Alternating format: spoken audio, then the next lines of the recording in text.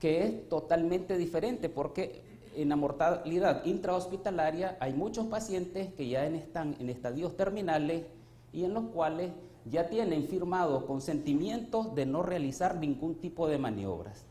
O sea, reanimación intrahospitalaria no se cuenta con datos acá en Nicaragua.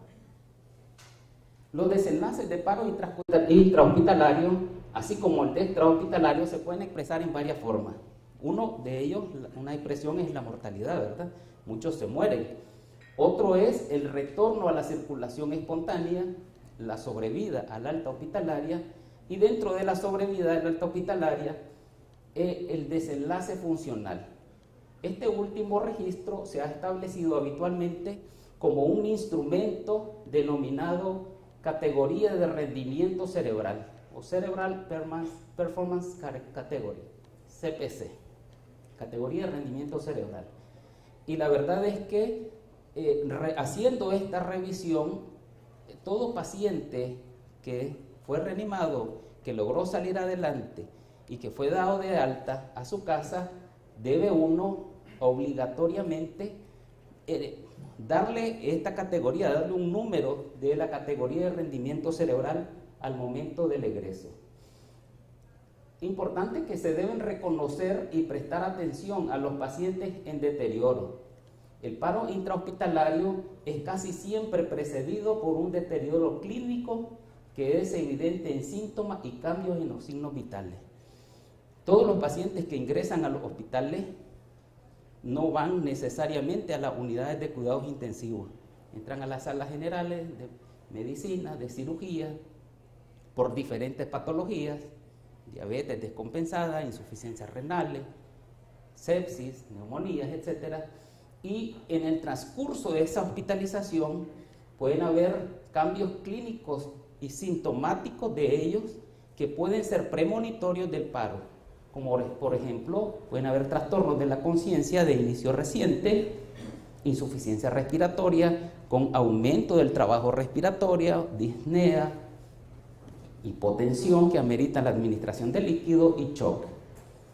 Un estudio observacional, esto fue publicado en la revista Resuscitation del año 2008, sobre la incidencia y la conciencia personal, la mortalidad en pacientes de riesgo en las salas de cirugía general, reportó que 1 de cada 5 pacientes desarrollaron signos vitales anormales. Entonces, muchas veces estas alteraciones en los signos vitales, más del 50% de tales eventos incluso no fueron notados por enfermería, o a veces uno nota que los pacientes necesitan mayor requerimiento de, por ejemplo, para mantener una saturación de 96-98% con 2 litros de oxígeno, cuando lo llegamos a valorar nuevamente, tiene la misma saturación, pero con 5 litros de oxígeno, o con máscara con reservorio. Ahí nos estamos dando cuenta de que en realidad hay una causa, hay un problema que debemos buscar cómo tratar. A diferencia del paro cardíaco extrahospitalario, la mayoría de paros cardíacos en el hospital resultan de condiciones patológicas preexistentes. O sea, el paciente ingresó, como les explicaba, con su diabetes descompensada, con su insuficiencia cardíaca, con sepsis, etc. Y es esta condición preexistente que lo obligó a llegar al hospital, que progresó y que lo llevó al paro cardíaco.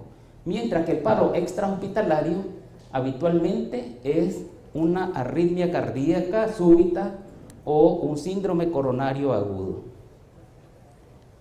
Hay 4 ritmos de paro cardíaco que son ritmos llamados desfibrilables y no desfibrilables. Los ritmos no desfibrilables son la asistolia y la actividad eléctrica sin pulso. Estos 2 ritmos son los que más frecuentemente se asocian al paro cardíaco intrahospitalario en más del 70% de los casos. Y la mayoría de los estudios demuestran que los ritmos desfibrilables, es decir, fibrilación ventricular y taquicardia ventricular sin pulso, es el ritmo monitorizado en solo el 20 a 35% de los casos. Entonces, 2 cosas.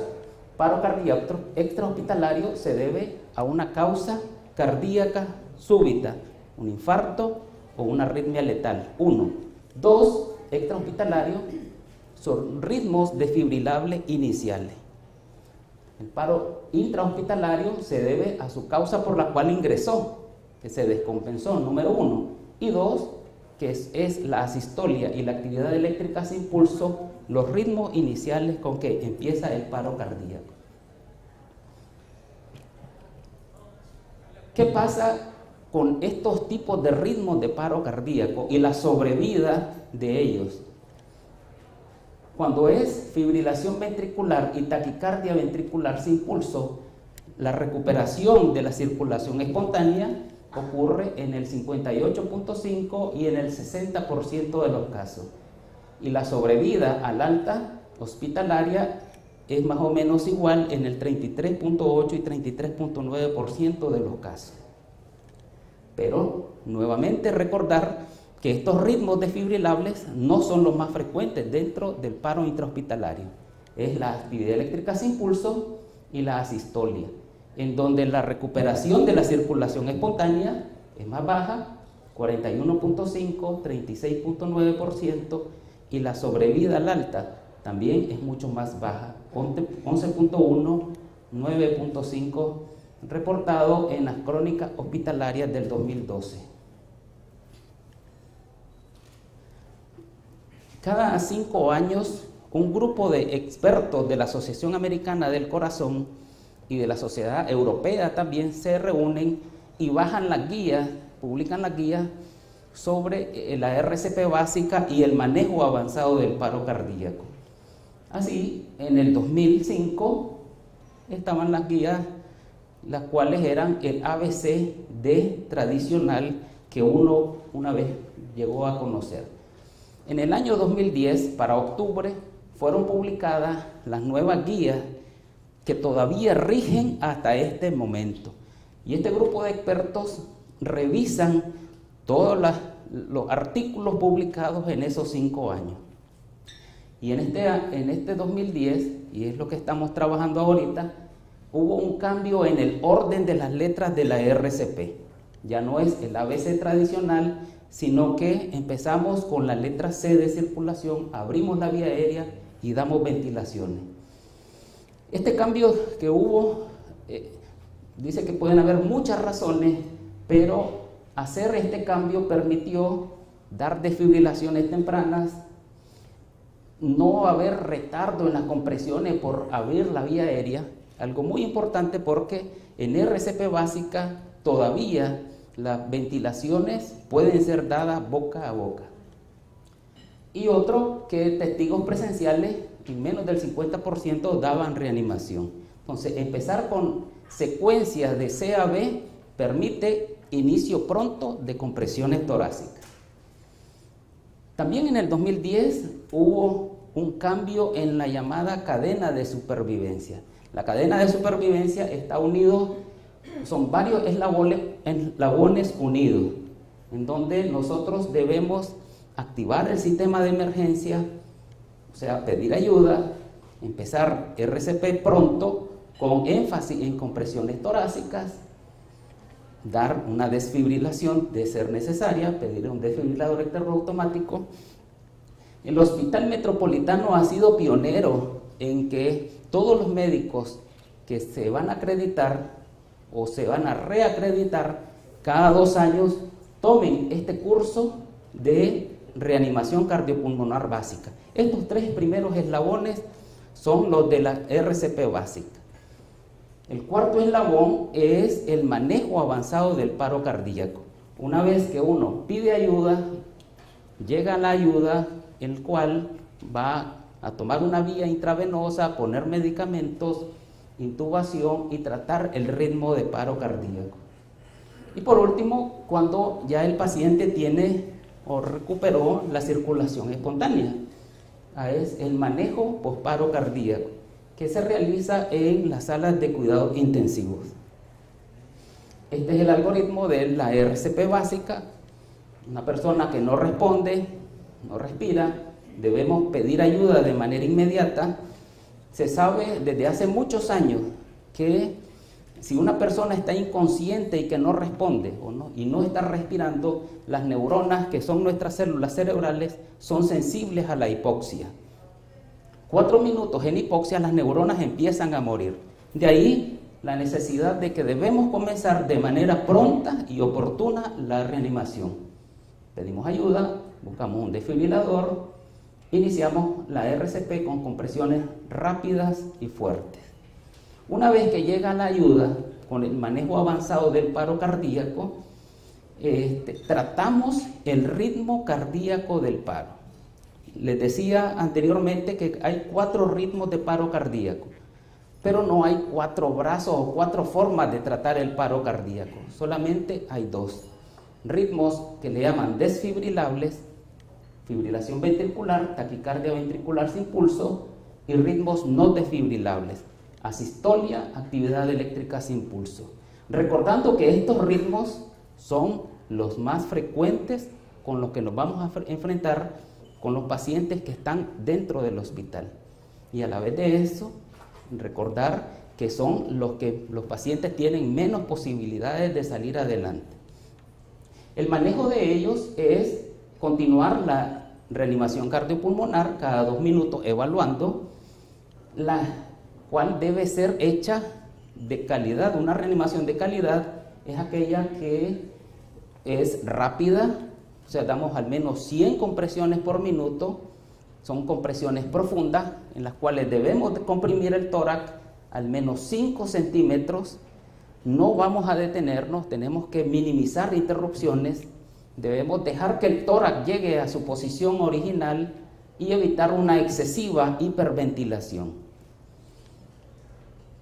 Con RCP cada 2 minutos chequeamos si la persona tiene o no tiene pulso. Vamos a utilizar como vasopresor la adrenalina 1 miligramo cada 3 a 5 minutos. Y cada 3 a 5 minutos estamos administrando una dosis de adrenalina, pero cada 2 minutos chequeamos el ritmo. Sigue en asistolia o actividad eléctrica sin pulso, continuamos dando compresiones más adrenalina.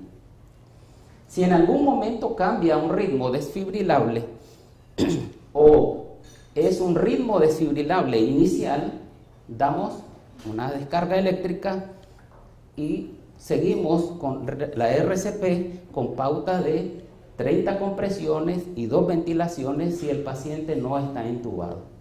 Cada 2 minutos, igual en los ritmos desfibrilables, estamos chequeándole el pulso a la persona y chequeamos el ritmo que tiene.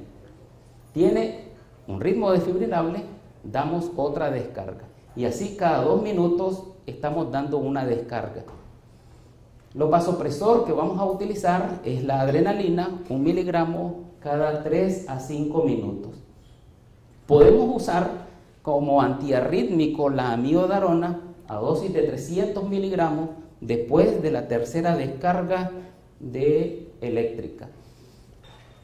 En estos últimos años se ha hecho o está tomando mucho auge el uso de la capnografía. Vamos a hablar un poco acerca de ella. En el manejo del paro cardíaco debemos recordar algo que se llaman las H's y las T. Las H's y las T son causas que son potencialmente reversibles y causantes del paro. H's son la hipovolemia, tenemos que administrar líquidos, hipoxia, ventilemos al paciente y administremos oxígeno, acidosis, hipocalemia, la hipotermia, y las T son los traumas, intoxicaciones, taponamiento cardíaco, síndrome coronario, tromboembolismo pulmonar. Bedell ya para 1983 publicó que la sobrevida de la persona va a depender del tiempo con el cual se inicie o la rapidez con la que se inicie la RCP. Si la RCP básica comienza en el mismo momento del paro cardíaco, o sea, de 0 a 4 minutos, y el equipo respondedor del manejo avanzado del paro cardíaco también es de manera rápida, de 0 a 8 minutos, la sobrevida puede ser del 43%. Si el tiempo de inicio de la RCP básica es también oportuna, de 0 a 4 minutos, pero el equipo que lleva a manejar el paro avanzado dilata más de 16 minutos, la sobrevida es apenas del 10%. El hospital cuenta con un sistema de códigos. Código azul es un código de paro cardíaco.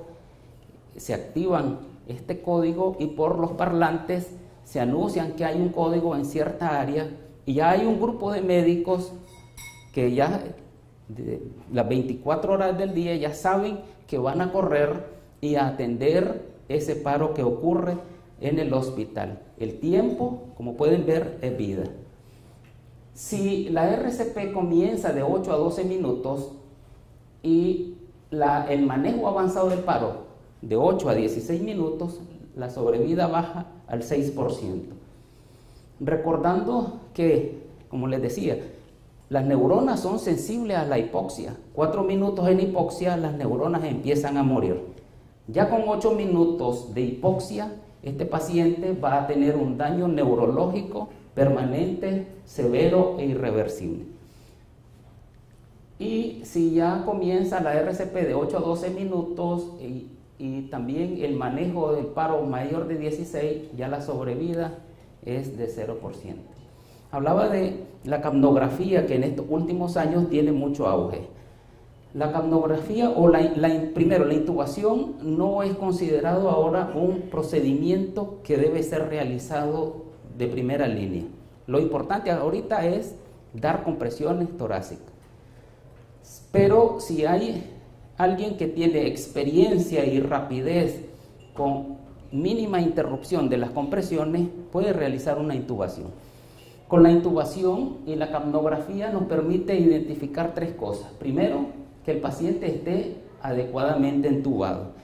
Si metemos un tubo en el esófago, en el estómago no hay CO2, así que no va a haber curva de capnografía. Entonces, si está entubado en la vía aérea, vamos a tener curva de CO2, 1. 2, la capnografía nos permite saber la calidad de la RCP. Si la curva de capnografía, aquí es milímetros de mercurio, está en menos de 12.5 milímetros, la calidad de la RCP no es buena. La RCP de calidad debe ser rápida y profunda. Rápida más de 100 y profunda más de 5 centímetros en el tórax de profundidad. Entonces debemos lograr que esta curva de capnografía esté por arriba de 12.5 milímetros de mercurio. Y lo tercero, que es la capnografía, es sensible cuando el paciente ya regresa a la circulación espontánea. Una vez que el paciente ya tiene pulso de perfusión, la cantidad de CO2 que vamos a obtener en las curvas va a ser prácticamente más de 40%, 40 milímetros de mercurio, perdón. En las revisiones que estaba haciendo para preparar esta charla, vi algo que es muy interesante, que fue publicada en el JAMA del año pasado, julio.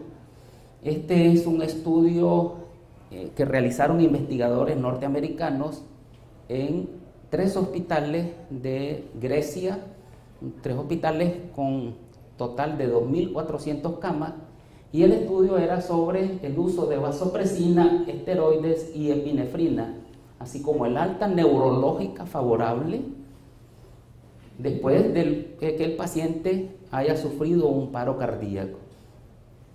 El alta neurológica favorable, nuevamente ellos lo caracterizaron con la categoría de rendimiento cerebral, la que le mencionaba previamente. Entonces ellos valoraron los pacientes que sufrieron paro y no únicamente estudiaron a los 2 primeros grupos de pacientes, a los que se fueron con buen estado funcional, es decir, consciente, alerta, capaz de trabajar, y aquel que tuvo un rendimiento cerebral, 2, con disfuncionalidad moderada, consciente, pero tiene suficiente función cerebral para mantener actividades de la vida diaria de manera independiente, incluso que pueda el paciente andar en transporte urbano. Ellos caracterizaron dos grupos de estudio, un grupo de control.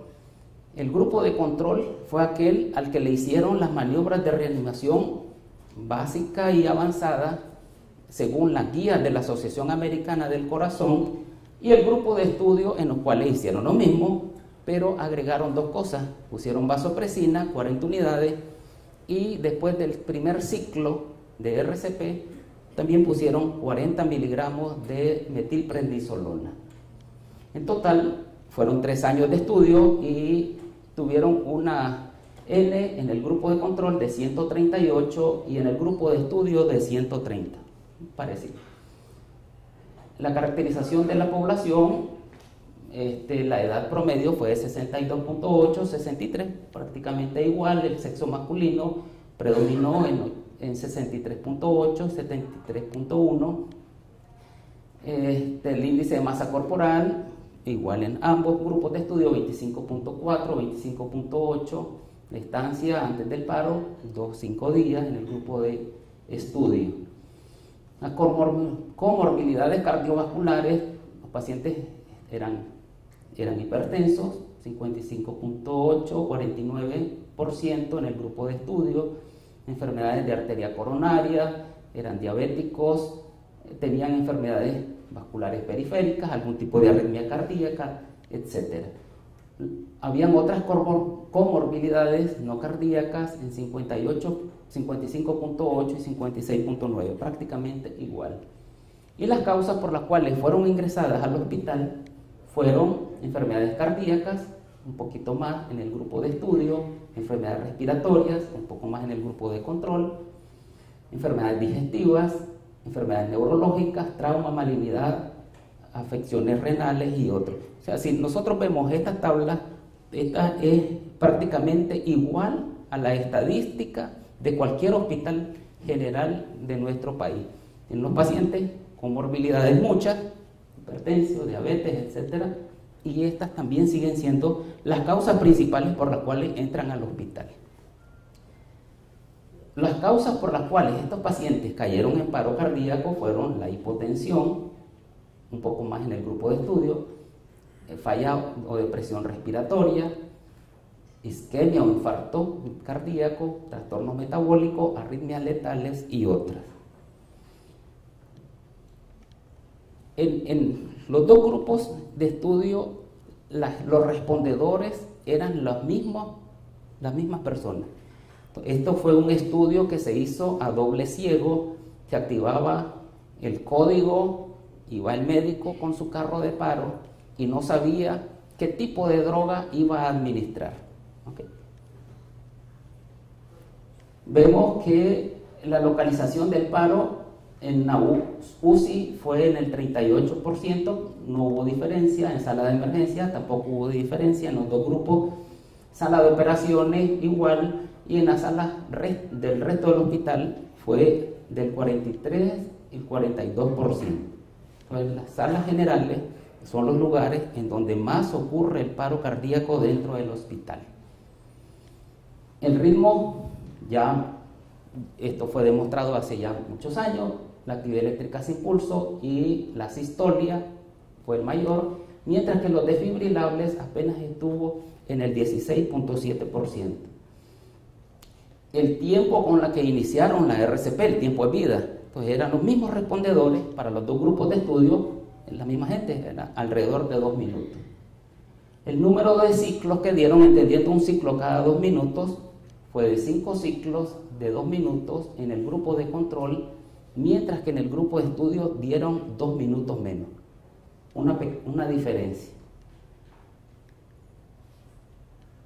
Los pacientes que tuvieron retorno a la circulación espontánea en el grupo de control fue en el 65.9%, mientras que en el 83.8% de los pacientes tuvieron regresión de la circulación espontánea en el grupo de estudio. Luego las drogas fueron usadas indistintamente en los dos grupos de estudio. En ellos, cuando hacían el paro cardíaco, a muchos les pusieron una línea intraarterial femoral y vieron el estado hemodinámico, porque estaban poniendo vasopresores, vasopresina y también metilprednisolona, aunque no es un vasopresor como tal.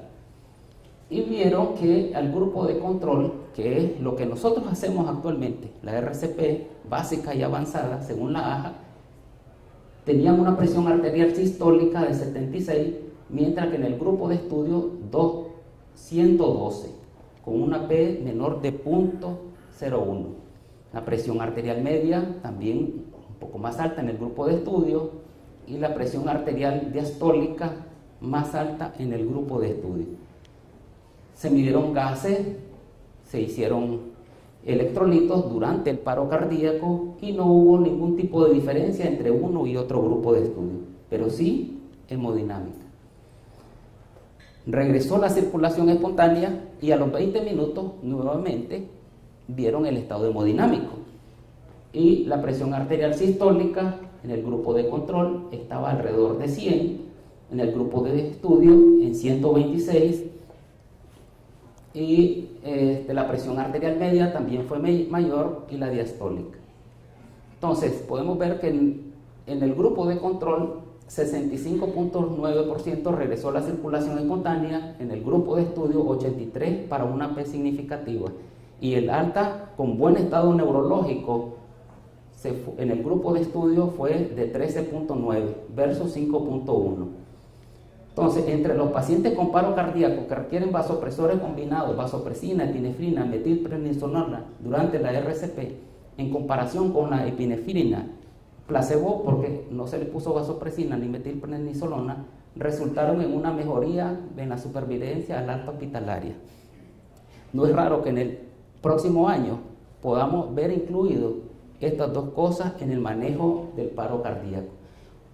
La hipotermia terapéutica también ha tenido mucho auge. Las bases fisiológicas que disminuyen la demanda de oxígeno, protegen las membranas lipoproteicas, disminuyen la producción de radicales libres y un estudio solamente para ya terminar, que el alta neurológica favorable siempre es con la categoría de rendimiento cerebral de 1-2, haciendo hipotermia fue el 55% versus 39%, con un riesgo relativo de 1.4, es decir, 1.4 veces mejor hacerle hipotermia porque se va con una alta neurológica favorable que mantenerlo en hipotermia.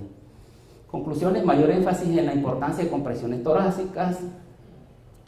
Hay que buscar estas señales de advertencia asociadas al riesgo potencial de paro. No se recomiendan medicamentos a través del tubo endotraqueal. En esta última guía no debemos administrar medicamentos. Ya no se usa atropina en el manejo del paro cardíaco. La mortalidad hospitalaria siempre sigue alta, pero debemos nosotros oportunamente buscar el paro y tratarlo. Se recomienda el control de la glucosa en adultos con recuperación de la circulación espontánea, pero con valores de glicemia menores de 180, son las que deben ser tratadas, evitando la hipoglicemia. Hipoglicemia tiene un factor adverso al neurológico. Y el uso de hipotermia en los que sobreviven por tener un paro cardíaco con ritmos desfibrilables no desfibrilables debe de utilizarse. Lo último, amado, yo deseo que tú seas prosperado en todas las cosas y que tengas salud, así como prospera tu alma. ¿Tienen preguntas? Aunque yo creo que estoy completo. Gracias, doctor Plata. Podemos dar chance a una única pregunta. Voy a dejar el micrófono acá.